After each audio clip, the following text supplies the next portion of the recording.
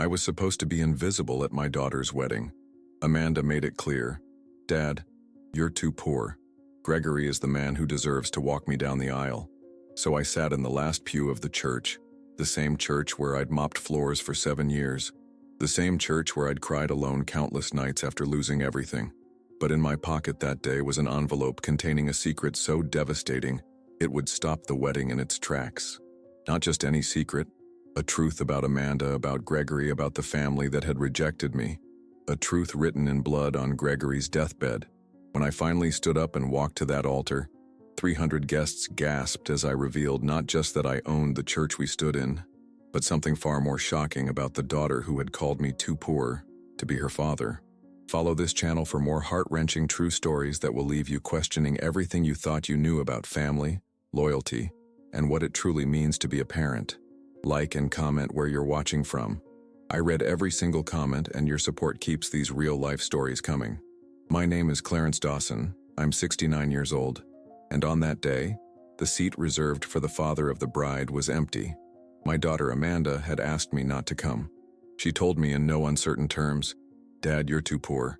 Gregory is the man who deserves to walk me down the aisle."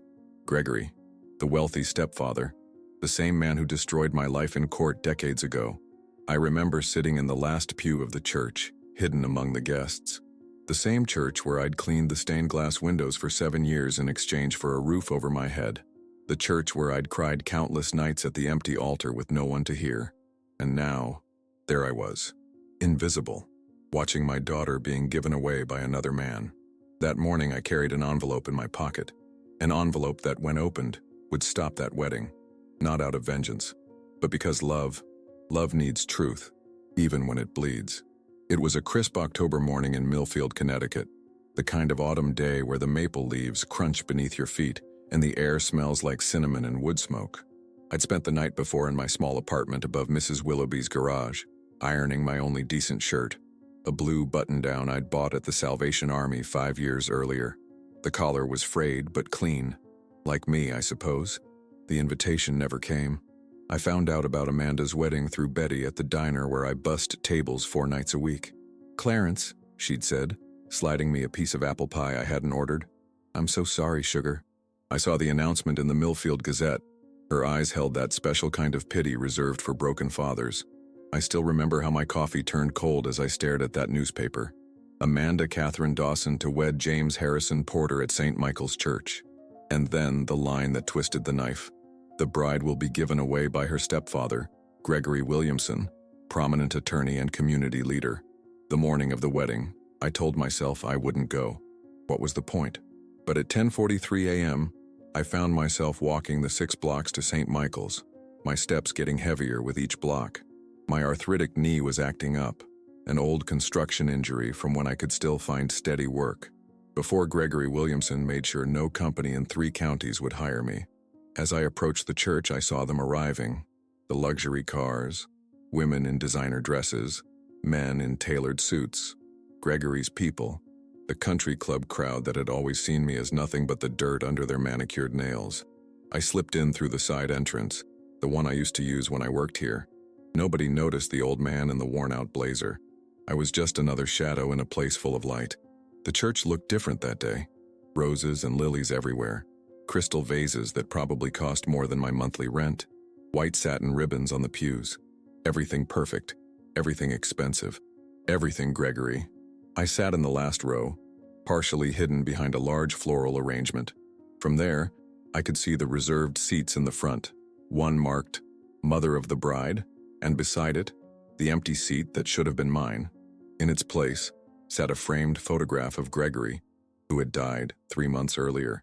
Even in death, he had replaced me. The organ began to play. Guests settled into their seats. I watched as my ex-wife, Caroline, was escorted to her place of honor. She wore emerald green, always her color, and diamonds at her throat, the diamonds I could never give her. She didn't look back. She never did. And then I felt it, the weight of the envelope in my inside pocket, the secret I'd carried for weeks, the truth about Gregory, about Amanda, about everything. My fingers trembled as I touched the sealed edge. Should I? Could I? Would it matter now? 21 years of lies were about to walk down that aisle in white lace. The music changed. Everyone stood. And there she was, my Amanda. My little girl who once rode on my shoulders at the Millfield Summer Fair, who used to beg me to check for monsters under her bed, who drew me world's best daddy cards every Father's Day until she turned 12. She was radiant, beautiful, and looking at the empty chair where I should have been sitting, not at the back where I actually was. As she passed by my row, our eyes met for just a moment. Did she recognize me? Did she care? Her gaze moved on so quickly I couldn't tell, but I saw something in that fraction of a second, something that might have been regret, or maybe it was just the light reflecting off the stained glass I had polished 100 times with these worn hands. That's when I knew what I had to do with the envelope, with the truth it contained, with the power to change everything. Because sometimes love isn't about holding on. Sometimes it's about letting go. But not today. Not at this wedding. Not when the truth needed to be heard. I stood up. Gregory Williamson. Even now, 15 years later, saying his name still leaves a bitter taste in my mouth. He wasn't always my enemy. That's the cruel irony of it all. We first met at the Millfield Chamber of Commerce dinner in 2005. I was there representing Hayward Construction, where I'd worked as a safety supervisor for nearly 2 decades. Gregory was the guest speaker, a rising star at Caldwell & Price, one of Connecticut's most prestigious law firms. Fine speech? I told him that night, shaking his hand at the buffet table. He had that perfect smile, the kind that costs thousands in dental work and opens doors I couldn't even knock on. Appreciate it, he'd said, filling his plate with shrimp I couldn't afford to eat. You with Hayward? I hear they're bidding on the new hospital wing. That casual conversation, I replay it sometimes. The beginning of the end, though I didn't know it then.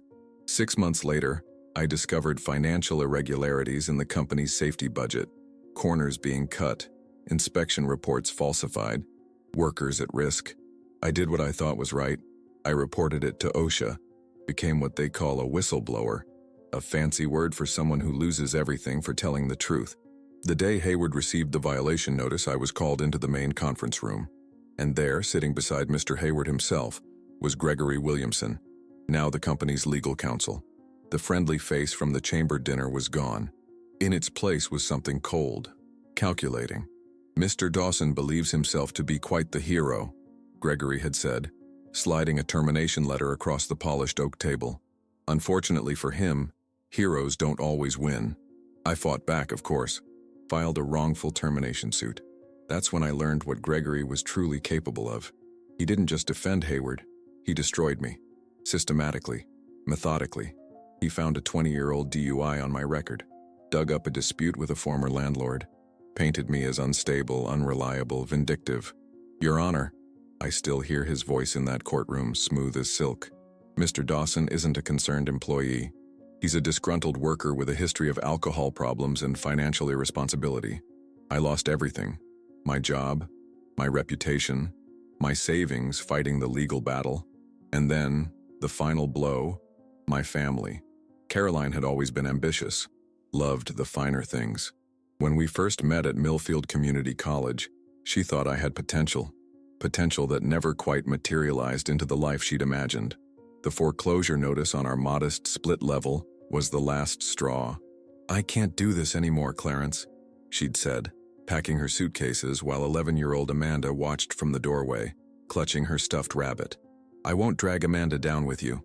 They moved into Caroline's sister's place in West Hartford.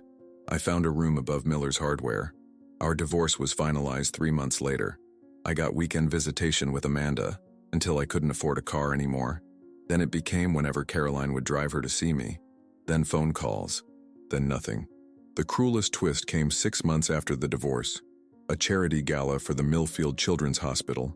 There in the society pages of the Gazette, attorney Gregory Williamson and Caroline Dawson announce engagement. The man who had orchestrated my downfall was now sleeping in my bed, living in the house he'd helped buy with his legal victory bonus, raising my daughter. Gregory became everything to Amanda that I couldn't be.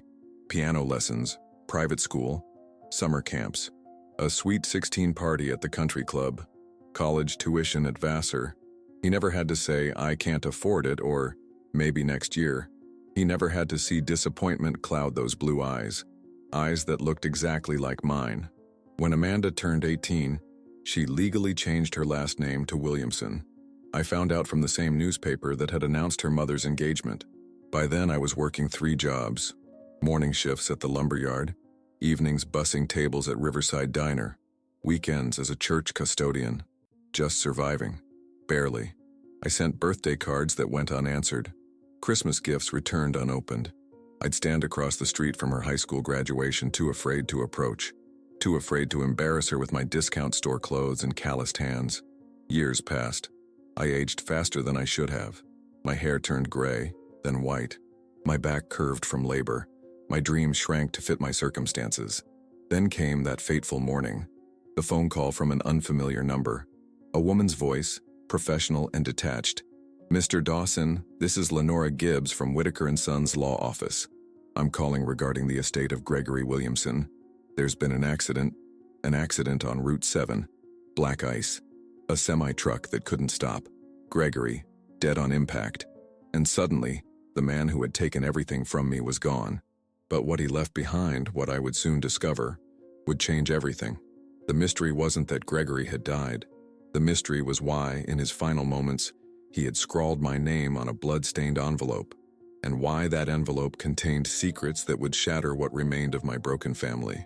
3 months before Amanda's wedding, I was restocking paper towels in the church bathroom when Father Michael found me. His face looked grave, older somehow, as he stood in the doorway clutching his phone. "Clarence," he said softly, "I just heard. Gregory Williamson was in an accident this morning on Route 7. I froze, the package of paper towels suspended midair. The name hit me like a physical blow, as it always did. "Is he—" I couldn't finish the question. "He's alive, but it's bad. Very bad. A logging truck jackknifed in the fog and hit his car. He's at Millfield Memorial in critical condition." I nodded, unsure what response was expected of me. Should I pretend to be sad? Should I admit that for a brief, dark moment I felt something like satisfaction? I settled for silence, turning back to my work. "Clarence," Father Michael's voice stopped me again. "I think you should know. Caroline called the church. She's asking for prayers." The irony wasn't lost on me. Caroline, who had stopped attending services years ago, suddenly remembered faith existed when tragedy struck. I wondered if she remembered I worked here, or if that detail had long been erased from her polished new life. "I'll pray for them," I said finally. And despite everything, I meant it. That night in my tiny apartment, I did pray. Not for Gregory's recovery, I'm ashamed to admit, but for guidance, for peace, for an end to the bitterness that had become my constant companion. I fell asleep with my worn Bible open on my chest, dreaming of foggy highways and screeching brakes. Gregory lingered for 12 days. 12 days of machines breathing for him, monitors tracking a life that was slipping away. I learned the details from Betty at the diner, who knew a nurse in the ICU. Gregory had suffered massive trauma, brain swelling, internal bleeding, multiple fractures. The doctors had induced a coma, hoping for a miracle that never came. I kept my distance from the hospital. What right did I have to be there? I wasn't family. I wasn't a friend. I was nothing to Gregory Williamson except a footnote in his success story, a stepping stone on his path to my family. On the 13th day, they turned off the machines. Gregory Williamson, age 62, was pronounced dead at 3:47 p.m. on a rainy Tuesday in April. The funeral was held at St. Michael's, my church, the same church where I emptied trash cans and mopped floors, the same church where, unbeknownst to me, Gregory's daughter, my daughter, would later plan to marry. I watched from the choir loft as they carried his mahogany casket down the aisle. 6 pallbearers in identical black suits. The governor was there. 3 state senators, the mayor, the entire power structure of Connecticut crammed into pews to honor a man who had mastered the art of befriending the powerful. Caroline sat in the front row, draped in black Chanel, her face hidden behind a dark veil. Beside her, Amanda, my beautiful Amanda, clutched her mother's hand. She had grown so much since I'd last been close enough to really see her. Her chestnut hair was shorter now, falling in elegant waves to her shoulders. She looked so much like her mother had at that age that it physically hurt to look at her. I stayed hidden as Father Michael delivered the eulogy, speaking of Gregory's generosity, his civic contributions, his devotion to family. Not once did he mention the ruthlessness, the calculated destruction of those who stood in his way. But then funerals are for saints, not sinners. We save the complicated truths for quieter moments. As the service ended and the mourners filed out behind the casket, I remained upstairs, invisible. Through the small window in the choir loft, I watched the procession of black cars form behind the hearse. I watched my former family climb into the lead limousine. I watched them drive away to bury the man who had replaced me. I was sweeping the sanctuary floor an hour later when I heard footsteps. Looking up, I saw a man I didn't recognize. Tall, silver-haired, wearing an expensive gray suit that seemed at odds with his weathered face. "Mr. Dawson?" he asked, his voice surprisingly gentle for his imposing frame. I nodded, leaning on my broom. "My name is Martin Whitaker. I was Gregory Williamson's personal attorney." He extended his hand, which I reluctantly shook. "I need to speak with you. Privately." We sat in the small office I sometimes used for breaks. Whitaker placed a brown manila envelope on the table between us, his manicured fingers resting on it protectively. "Mr. Williamson left very specific instructions," he explained. "This envelope was to be delivered to you, and only you, immediately following his funeral service." I stared at the envelope. Why would Gregory Williamson leave anything for me? Whitaker's expression remained professionally neutral.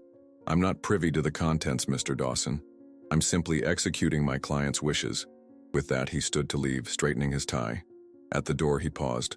"Mr. Williamson amended his will 2 days before the accident. Whatever is in that envelope, he wanted you to have it urgently." After he left, I sat for a long time, staring at the envelope as if it might explode. Finally, with trembling fingers, I broke the seal.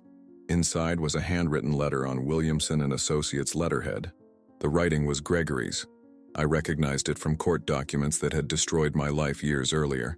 But this was different. Hurried. Almost desperate. There were smudges on the paper that looked disturbingly like dried blood. "Clarence," it began without preamble, "if you're reading this, I'm gone. There's something you need to know. Something I've kept from you, from everyone, for too long." I read on, my heart pounding so loudly I could hear it in my ears. "Amanda is not your biological daughter. She never was." The world stopped.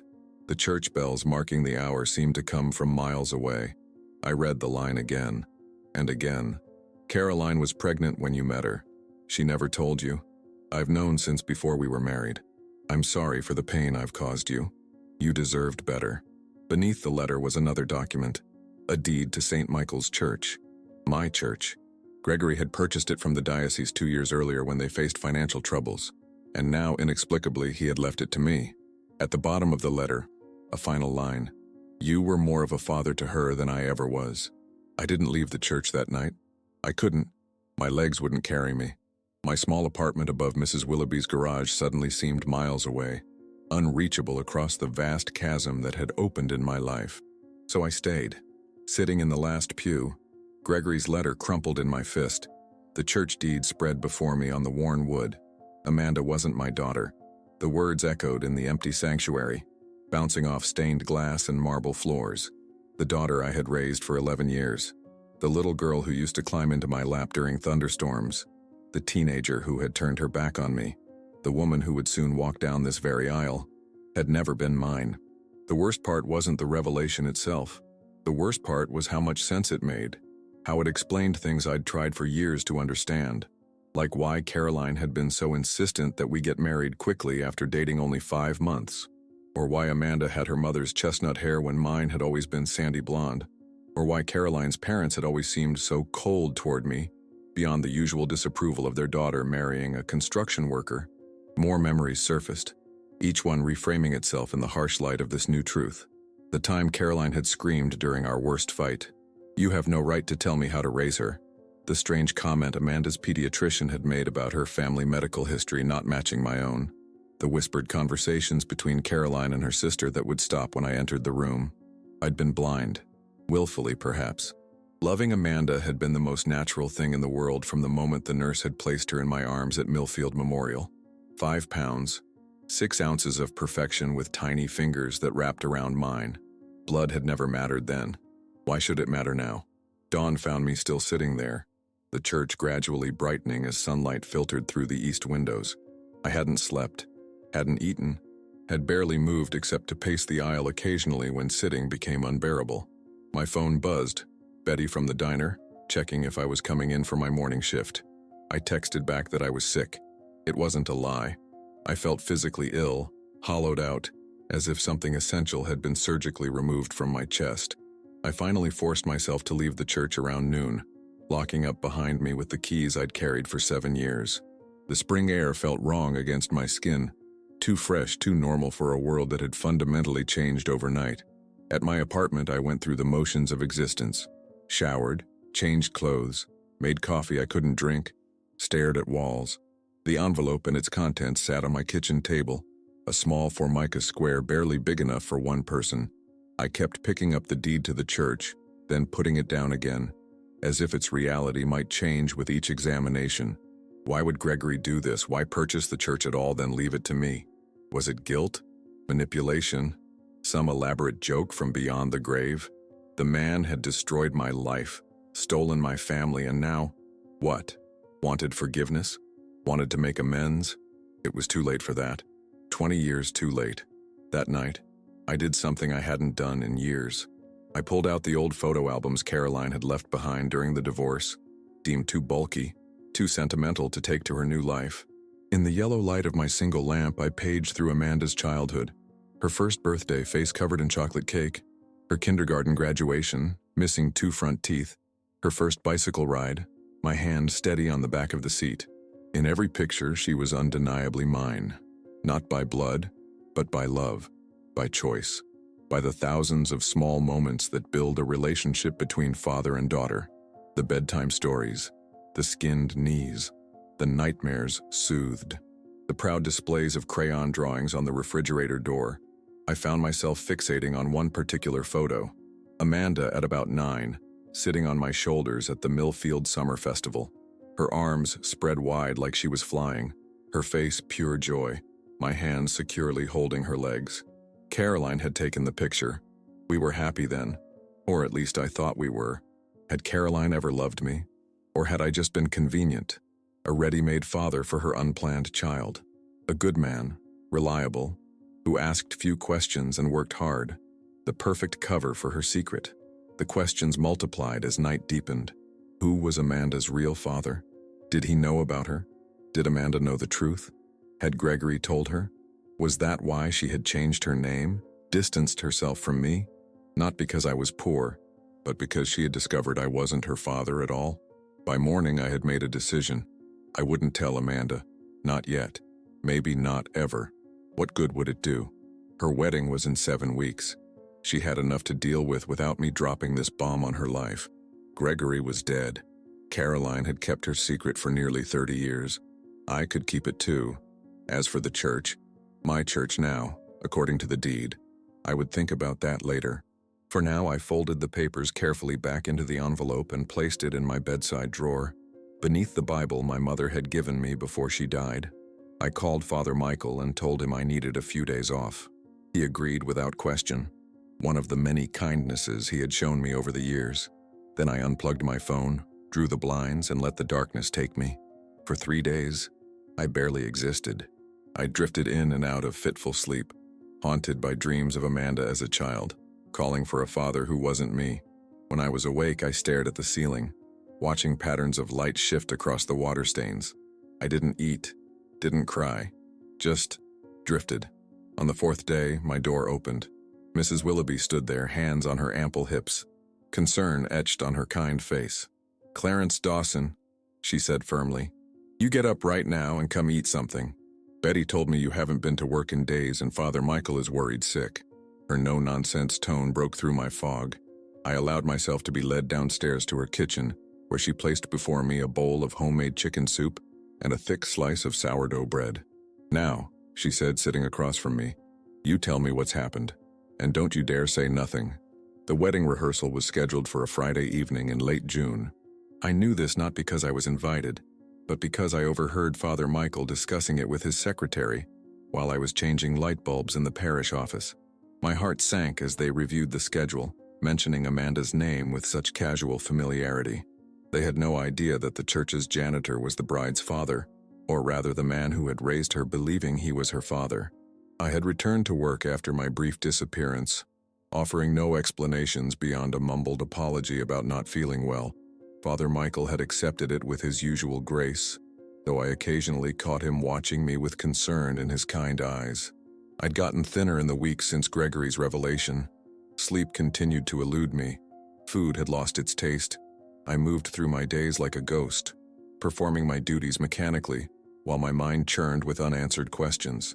The deed to the church remained in my drawer untouched. I couldn't bring myself to tell Father Michael about it. What would I even say? By the way, Father, I own this building now. My daughter's dead stepfather left it to me as some sort of cosmic joke. The absurdity of it was almost as overwhelming as the truth about Amanda. That Friday, I made sure to finish my cleaning duties early, planning to be gone before the rehearsal party arrived. But as I was emptying the last trash can in the narthex, the heavy wooden doors swung open. Voices filled the space, laughing, excited, the sound of celebration. I froze, dustpan in hand as they streamed in. The wedding planner, a severe-looking woman with a clipboard and sensible heels. The best man and groomsmen in casual clothes, punching each other's shoulders like college boys. Two bridesmaids carrying garment bags, chattering about shoes. Caroline, her hair now expertly colored to hide any gray, wearing a cream-colored pantsuit that probably cost more than my monthly rent. And then, Amanda. She was radiant. There's no other word for it. Dressed simply in jeans and a white blouse, her chestnut hair pulled back in a ponytail, she glowed with the special light of a woman about to marry the man she loved. She carried a small box that I guessed contained jewelry or some other wedding accessory. Her laugh, God, her laugh was still the same as when she was a little girl, musical and slightly too loud. I shrank back, trying to make myself invisible against the wall. It almost worked. The group swept past me, heading toward the sanctuary, no one giving the old janitor a second glance. But then Amanda turned, perhaps sensing my presence, and our eyes met. For one breathless moment, we looked at each other across the polished marble floor. I saw recognition flicker in her eyes, followed immediately by something else. Embarrassment, discomfort, pity. Before I could be sure, she turned away, quickening her steps to catch up with the others. She had seen me and chosen to ignore me. The pain was physical, like a blow to the chest. I should have left then. Should have slipped out the side door and gone back to my apartment to lick my wounds in private. Instead, driven by some masochistic impulse, I followed at a distance, keeping to the shadows of the nave as the rehearsal began. Father Michael stood at the altar, guiding the wedding party through their positions. Amanda's fiancé, James, according to the announcement, was a tall, athletic-looking man with a friendly face and confident bearing. He kept one hand protectively on Amanda's waist as they received instructions. From my vantage point behind a pillar, I could see how he looked at her, with genuine love and tenderness. At least she had found someone who seemed worthy of her. So we'll have the mothers seated here, Father Michael was saying, gesturing to the front pew. And then the processional will begin. James and the groomsmen will enter from the sacristy. The bridesmaids will come down the center aisle one by one, and then... He paused, looking at his notes with a slight frown. That's when Mom will stand, Amanda supplied. To honor Dad's memory. We'll have his photograph on the seat where he would have sat, and then Eric will escort me down the aisle.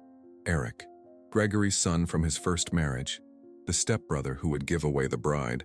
So your biological father won't be attending? Father Michael asked gently. I held my breath. Biological father. Did he know? Had Gregory confessed to him? Amanda's face hardened slightly. Clarence is not invited. He hasn't been part of my life for years. The wedding planner stepped forward smoothly. Let's practice the processional, shall we? Bridesmaids, please line up at the back. As they repositioned themselves, I caught fragments of conversation. The wedding planner fussing over the train of a dress. The best man joking about losing the rings. And then, crystal clear across the space, Amanda's voice.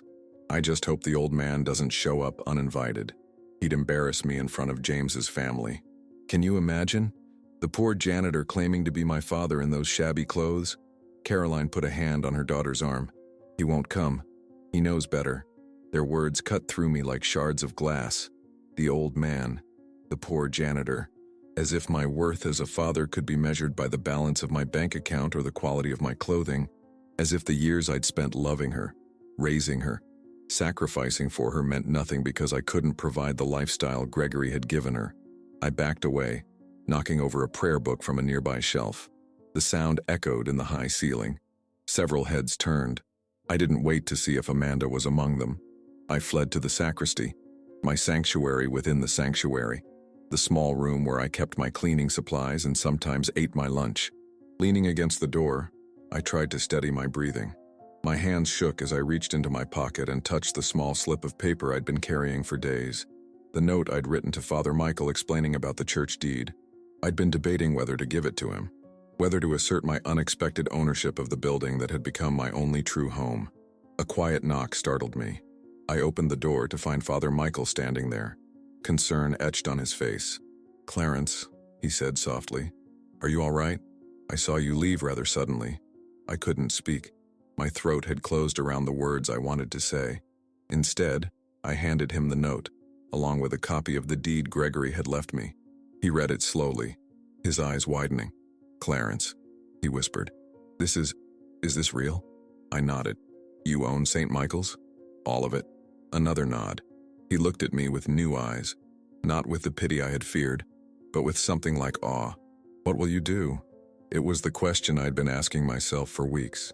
What would I do with this unexpected power, this chance to finally matter in Amanda's life, even if only as an obstacle?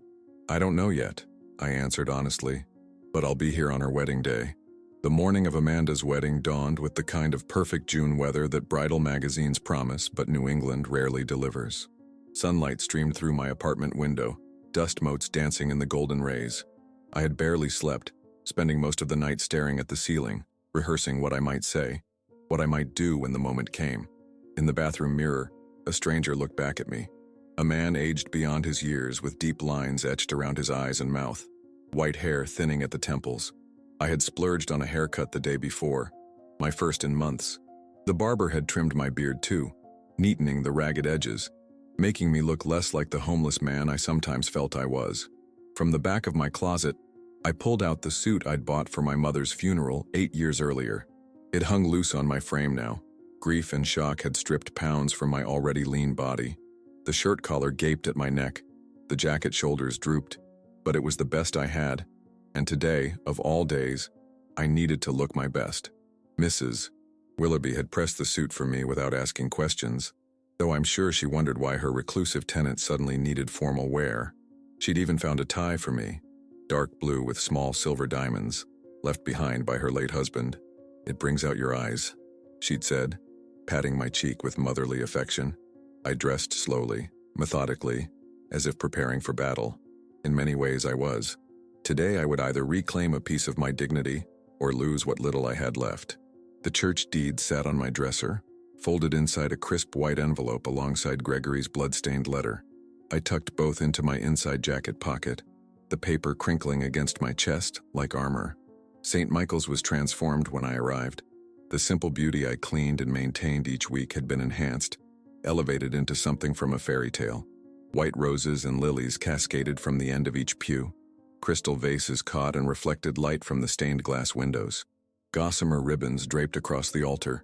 Everything sparkled, pristine and perfect. I slipped in through the side entrance, nodding to the confused usher who clearly didn't recognize me as part of either family. "Friend of the bride," I murmured, and he directed me to the right side of the church. I chose a seat near the back, partially hidden by a floral arrangement, but with a clear view of the altar. The church filled quickly as noon approached. I recognized faces from Millfield's upper crust: doctors, lawyers, the bank president, the mayor and his wife. Caroline's social circle, not mine. Never mine. On the groom's side sat equally well-dressed guests, though their accents when they spoke suggested Boston rather than Connecticut money. A string quartet positioned in the corner began to play, their bows dancing across polished instruments. The music swelled, Pachelbel's canon, predictable but beautiful. The side door opened and Father Michael emerged in his formal vestments, followed by James and his groomsmen. They took their places at the altar, young men in black tuxedos with nervous smiles and carnation boutonnieres. The music changed. The wedding planner appeared at the back of the church, elegant in a tailored black dress directing traffic with subtle hand gestures. One by one, the bridesmaids processed down the aisle, a rainbow of pastel silk dresses, clutching small bouquets of roses and baby's breath. Their faces were unfamiliar to me. Amanda's college friends, perhaps, or cousins from James's side, women who knew my daughter better than I did. Then came Caroline, escorted to her seat of honor in the front pew by a young usher. She wore a pale blue dress that shimmered as she moved, diamonds glittering at her throat and ears. Next to her seat was an empty space, marked by a framed photograph of Gregory in his prime. Distinguished, silver-haired, confident. The man who had stolen my life was still stealing this moment. Even in death, the music paused, a collective intake of breath. The organist struck the first triumphant chord of the wedding march. Everyone stood, turning toward the back of the church. And there she was, my Amanda, a vision in white lace and satin, her face partially concealed behind a delicate veil. On her arm was Eric, Gregory's son, looking uncomfortable in his role but determined to honor his father's place. They began the slow processional, each step bringing my daughter closer to her future and further from her past, from me. My heart hammered against my ribs, my mouth went dry. The envelope in my pocket seemed to burn against my chest. Not yet, I told myself. Wait. Amanda and Eric reached the altar. Father Michael smiled warmly, beginning the ancient words that had joined couples for centuries. Dearly beloved, we are gathered here today in the sight of God and this company, to witness the joining of Amanda and James in holy matrimony. His voice echoed in the vaulted ceiling, solemn and measured. I barely heard the readings that followed, the psalm, the gospel. My focus narrowed to Amanda's back, to the intricate beading on her gown, to the slight tremor in her hands as she held her bouquet. If anyone can show just cause why this couple cannot lawfully be joined together in matrimony, let them speak now or forever hold their peace. The traditional pause. The moment in every wedding where time seems suspended, where the collective breath is held before moving forward. This was my cue, the opening I had been waiting for, but I remained seated, silent. Not yet. Not like this. Father Michael continued, asking who would give the bride away. Caroline stood, her voice clear and steady. Gregory can't be with us today, but he has given us all this beautiful day as his parting gift. As Amanda's mother, I give her to James with Gregory's blessing. Something inside me broke at those words. The careful control I had maintained crumbled. Without conscious thought, I found myself standing, moving into the center aisle. "That's not entirely accurate," I said, my voice stronger than I expected, carrying to every corner of the hushed church. Heads turned. Murmurs rippled through the congregation. Caroline's face drained of color as she recognized me. Amanda turned slowly, her expression hidden behind her veil. "This church," I continued, my hand moving to the envelope in my pocket, "doesn't belong to Gregory's memory. It belongs to me." I withdrew the deed, holding it up for all to see. Gregory Williamson left it to me in his will, along with a truth he wanted me to know. Father Michael stepped forward, his expression both concerned and confirming. "Mr. Dawson is correct. He is the legal owner of St. Michael's Church." Gasps echoed through the sanctuary. Caroline sank back into her seat, one hand clutching at her throat. Amanda stood frozen at the altar, her bouquet trembling visibly now. I moved forward, step by painful step, until I stood at the front of the church, facing the daughter I had lost. "Amanda," I said softly, "there's something else you should know. Something Gregory wanted me to tell you." I unfolded his letter, the words I had memorized but needed to see again to make real for everyone present. "Amanda is not your biological daughter," I read, my voice breaking slightly. "She never was." The bouquet fell from Amanda's hands, white roses scattering across the altar steps. Behind her veil I heard a sharp intake of breath. "But I loved you anyway," I continued, no longer reading from the letter but speaking from my heart. "From the moment they placed you in my arms, you were mine. Not by blood, but by choice, by love." The silence that followed my revelation was absolute. 300 people held their breath simultaneously, creating a vacuum of sound so complete I could hear the flutter of a trapped sparrow high in the rafters. Time seemed suspended. The world paused between heartbeats.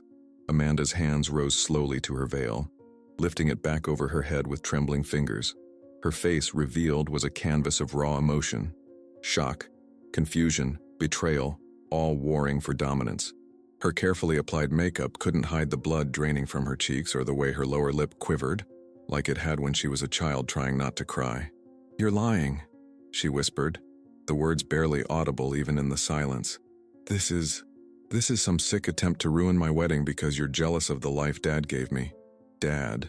She still called him Dad, the man who had known the truth all along. "I wish I were lying, Amanda," I said gently. "I only found out myself after Gregory died. He left me this letter along with the deed to the church." I held out the blood-stained paper, offering her the proof she needed, but didn't want. She stared at it without taking it, as if it were a venomous snake that might strike at any moment. Behind her, James had moved closer, one hand protectively on her waist. His face showed confusion, but also concern, not for the wedding or the scandal unfolding, but for the woman he loved. "Mom?" Amanda turned to Caroline, her voice rising with a desperate edge. "Tell him he's wrong. Tell everyone he's making this up." Caroline sat rigid in the front pew, her perfectly manicured hands clutched together so tightly the knuckles had turned white. Her face, usually a mask of composed elegance, had crumpled into something ancient and afraid. She opened her mouth, but no sound emerged. "Caroline," I prompted, not unkindly. "The truth has been buried long enough, don't you think?" She looked up at me then, really looked at me for the first time in years.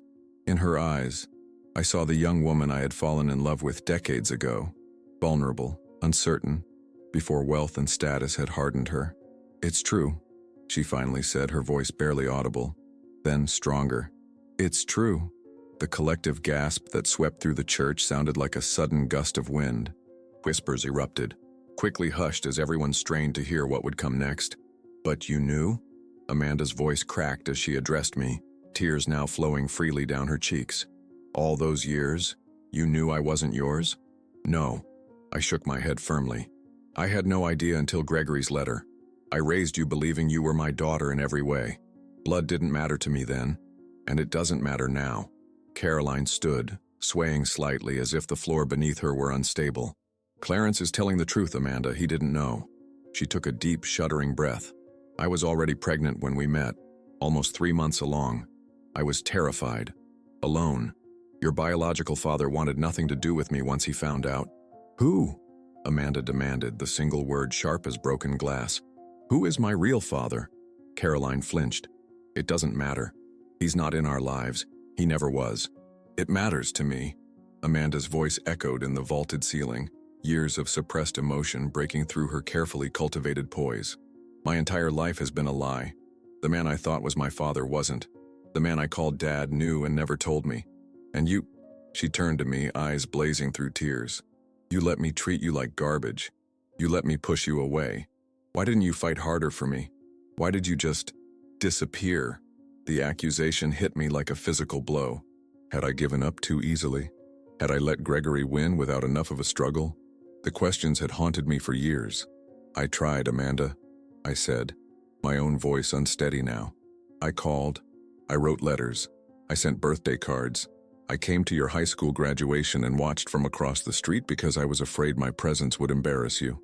I paused, the old pain rising fresh in my throat. After a while, the silence became too loud. It seemed kinder to let you go than to keep forcing myself into a life where I wasn't wanted. James, who had been silently supporting Amanda through the exchange, finally spoke. "Mr. Dawson, I respect you coming forward with the truth." His voice was steady, measured, the voice of a man who thought carefully before speaking. "But I have to ask, why today? Why at our wedding?" It was a fair question, one I had asked myself repeatedly over the sleepless nights leading up to this moment. "Because Amanda deserves to begin her marriage with truth, not lies," I answered. "Because Gregory, for whatever reason, wanted this secret revealed after his death. And because—" I hesitated, then decided honesty was the only gift I had left to give my daughter. Because I couldn't bear to sit silently and hear Caroline give away my daughter in Gregory's name when he knew the truth all along and used it against me. Father Michael stepped forward, his presence a calming force in the storm of emotions. "Perhaps we should take some time. This is a lot for everyone to process." Amanda shook her head, tears still streaming down her face. "No, I need to understand. She turned to her mother, steel entering her voice despite its tremor. How long did Gregory know? Did he know before you married him? Caroline nodded miserably. He found out during the divorce proceedings. He had investigators look into our background, trying to find dirt on Clarence for the court case. She twisted her diamond wedding ring, a nervous habit I remembered from our marriage.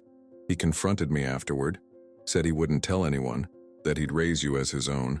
I thought he was being noble, but he wasn't, I added quietly. He was collecting leverage. Information is power, and Gregory never let go of power once he had it. The guests had become a forgotten audience to our family drama, frozen in their pews, unwilling to move lest they miss a word of the unfolding revelation. Some looked uncomfortable, others fascinated in the way people slow down to observe a car accident. This would be the talk of Millfield for years to come. Amanda took a step toward me, then stopped, caught between her past and her future. James still held her hand, his presence an anchor in the chaos. I don't know what to feel, she admitted, her voice small. I don't know who I am anymore. I wanted to reach for her, to offer comfort as I had when she was small, but I held back, respecting the chasm still between us. You're still Amanda, I said gently. Still brilliant, still kind, still the little girl who used to sing off-key to Disney movies and insisted on sleeping with her cowboy boots on. The memory brought a ghost of a smile to my lips. Who your father is or isn't doesn't change who you are. The wedding reception hall sat empty that evening, its elaborate decorations untouched, the 5-tier cake uncut, champagne warming in neglected glasses. White roses wilted slowly in their crystal vases, petals occasionally dropping to the linen tablecloths like tears. The band packed up their instruments without playing a note. Waitstaff whispered in corners, picking at hors d'oeuvres meant for celebrating guests. I hadn't intended to cancel the wedding entirely. That decision came from Amanda and James themselves, who had quietly conferred after my revelation. We need time, James had announced to the stunned assembly. Please understand that under these circumstances we'll be postponing the ceremony. His calm authority had somehow diffused the immediate tension, allowing guests to file out with murmured sympathies instead of scandalized whispers. I returned to my apartment above Mrs. Willoughby's garage, changed out of my suit into worn jeans and a flannel shirt, and sat on my small balcony watching the summer evening deepen into twilight. The weight of what I'd done, the public revelation, the disruption of Amanda's special day, pressed heavily on my conscience. Had I been selfish? Had my need for acknowledgement for truth overwhelmed my love for my daughter? The weeks that followed passed in a strange, suspended state. I continued my work at the church, sweeping floors that my deed said I owned, polishing pews where my family's secrets had been laid bare. Father Michael treated me no differently, though his eyes held new respect, mixed with the old compassion. The parishioners, however, looked at me differently, some with pity, others with a newfound deference that made me deeply uncomfortable. I was no longer invisible, but visibility brought its own burdens. No word came from Amanda or Caroline. I hadn't expected it to, honestly. Some wounds need time before they can even begin to heal. The revelation had shattered Amanda's understanding of her own history, her identity. I couldn't expect forgiveness, or even contact, while she was still gathering the pieces. July faded into August. The New England summer reached its humid peak, then began its gentle decline toward autumn. The maple outside my window showed the first hints of gold at its edges. Time passed as it always does, indifferent to human drama. One Saturday morning I arrived at St. Michael's earlier than usual. The first hints of dawn were just breaking over the horizon, painting the stained glass windows from the outside with pale rose light. I loved the church most at this hour, silent, peaceful, before the human complications of the day began. I was sweeping the narthex, lost in the rhythm of the broom against marble, when I heard the heavy front door open. Turning, I expected to see Father Michael arriving early to prepare for morning mass. Instead, I saw Amanda. She stood framed in the doorway, backlit by the rising sun, wearing jeans and a simple white blouse. Her hair was pulled back in a ponytail, her face free of makeup. She looked younger, more vulnerable, more like the girl I remembered from before wealth and status had polished her into someone I barely recognized. Amanda, I said, her name catching in my throat. I leaned the broom against the wall, unsure whether to approach or keep my distance. She solved the dilemma by walking toward me, her steps hesitant but deliberate. In her hand, she carried a small envelope. "I found this," she said without preamble, holding it out to me. "In Gregory's study. It was in a locked drawer I finally got up the courage to open." I took the envelope, noting that it had already been opened. Inside was a photograph I'd never seen before. Amanda as a newborn cradled in my arms in the hospital. My younger self looked down at her with naked adoration, oblivious to the camera. On the back, in Caroline's handwriting, Amanda's first day with her real father. "Mom says you were the first person to hold me," Amanda said quietly. "After the doctors, before even she did. She said you cried." I nodded, memories flooding back. "The nurse put you in my arms and you opened your eyes and looked right at me. I'd never felt anything like it. Like the whole universe suddenly made sense." I swallowed hard. "I did cry. Couldn't help it. Were you a good father?" Before everything fell apart, her voice was small, uncertain, as if she was trying to reconstruct a past she couldn't fully remember. "I tried to be," I answered honestly. "I wasn't perfect. I worked long hours. I didn't make enough money to give you everything I wanted to. But I loved you completely. I read to you every night. I never missed a parent-teacher conference. I taught you to ride a bike in the parking lot behind our apartment building." The memories came faster now, a floodgate opened. "You were afraid of thunderstorms, so we built blanket forts to hide in. You hated peas but would eat them if I pretended they were tiny alien spaceships landing in your mouth." A ghost of a smile touched her lips. "I still hate peas. Some things never change," I said, my own smile wobbling at the edges. Silence stretched between us, not entirely uncomfortable. Morning light strengthened, sending rainbow patterns across the floor from the stained glass. "James and I are still getting married," she said finally. "We've set a new date, October. I'm glad. He seems like a good man." "He is." She looked down at her hands, then back up at me. "He was the one who suggested I come see you. Said we couldn't build our future on an unresolved past." "Smart man," I observed. "Mom told me everything. About her pregnancy. About how you never questioned that I was yours. Not once in all those years." Her voice caught. "About how you fought to keep seeing me after the divorce until Gregory made it impossible." I didn't respond. Some pains are too old, too deep for words. "I'm still angry," Amanda admitted. "At Mom for lying. At Gregory for manipulating all of us, and yes, at you too, for not fighting harder, for letting me push you away." She took a deep breath. "But mostly I'm angry at myself, for being so shallow, so easily bought, for caring more about country club memberships than about the man who taught me to tie my shoes. You were a child, Amanda. Children are supposed to be influenced by the adults around them. The failure was ours, not yours." She shook her head. "I was old enough to know better. Old enough to remember how you used to push me on the swings for hours even when your back was hurting from work. How you always saved the last cookie for me." Her eyes filled with tears. "How you kept showing up for my school events even after I started pretending not to see you." I wanted to reach for her, to comfort her as I had when she was small, but I held back. The bridge between us was still too fragile, too newly reconstructed. "I don't expect things to go back to how they were," I said carefully. "Too much time has passed. But maybe we could start something new, get to know each other again." Amanda wiped her eyes with the back of her hand, a gesture so familiar it made my heart ache. "I'd like that." She glanced around the church, her church now in a sense, though she didn't yet know I planned to sign it back to the diocese. Would you still consider walking me down the aisle? In October?" The question took my breath away. "Are you sure? What about Eric? And your mother?" "Eric understands. He never wanted the role in the first place. He and Gregory weren't close." She straightened her shoulders. "And Mom doesn't get a vote on this. It's my wedding. My choice." "Then yes," I said, my voice breaking on the simple word. "I would be honored." Amanda nodded, a tentative smile breaking through her tears. "There's a coffee shop down the street. Maybe we could go there now. Start that getting to know each other again thing." "I'd like that," I said, setting aside the broom. "Just let me tell Father Michael I'm taking the morning off." As we walked out of the church together into the clear September morning, Amanda hesitated, then slipped her hand into mine. Her fingers were cold, a little trembling, but they held on, and for the first time in years, I felt like a father again.